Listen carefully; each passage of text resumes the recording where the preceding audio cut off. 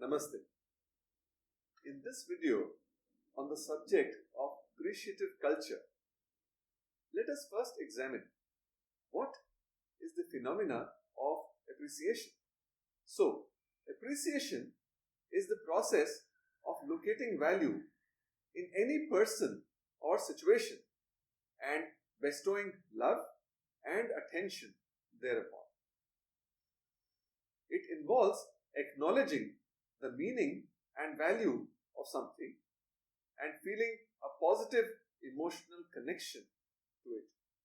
The appreciative gaze apprehends what is as opposed to what is not. It pulls together all that which has fundamental value away from the inevitable faults and deficiencies. People can basically appreciate and find positive worth in any situation if only they firmly make up their minds to do so. For instance, Viktor Frankl, the psychotherapist from Vienna, managed to find personal strength and meaning even as a prisoner at one of Hitler's concentration camps. Not only that, Frankl was also successful in helping many of his distraught mates in doing that. Thus, basically, appreciation is characterized by a focus on what the person has as opposed to what one lacks. Appreciation essentially involves being one with the perceived object and feeling a deep connection with it. Now, what is organizational culture? The term culture refers to a system of shared assumptions, values, and beliefs that govern how people behave in organizations.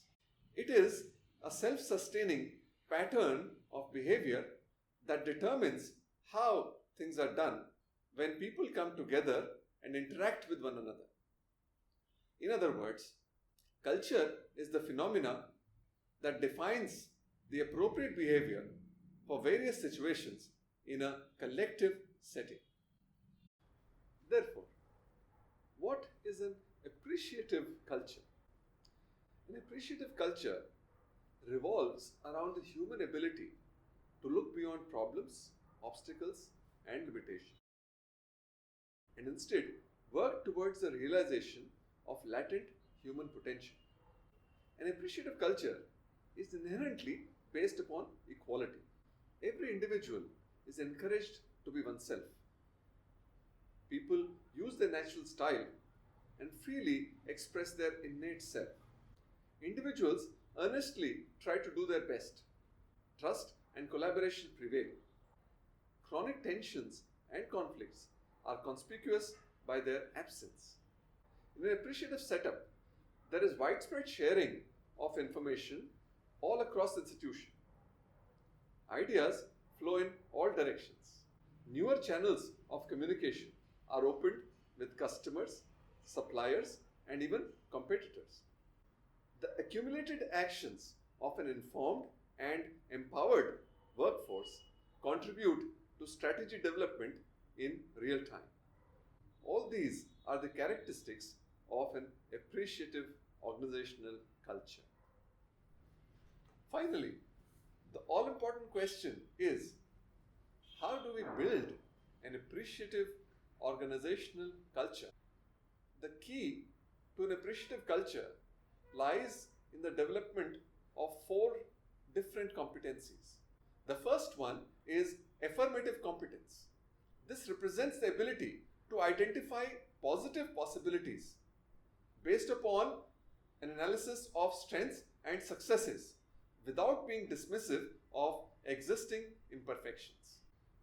The second one is expansive competence, which represents the ability to challenge the existing organizational thinking in order to stretch the capability of its people. The third is generative competence, which is the ability to create integrative systems that allow people to see the good as well as the dysfunctional consequences of their actions. Finally, collaborative competence is the ability to create forums wherein people can freely express themselves and exchange diverse perspectives. An appreciative culture comes alive by following a strengths-based approach to organizational functioning. The focus is upon honing and utilizing the human abilities that drive exceptional performance without ignoring situational challenges. To sum up, in the words of J.R.D. Tata, an appreciative leader concentrates on the ounce of gold in his colleagues and overlooks the mounds of earth that must be mined in order to reach it. Thank you.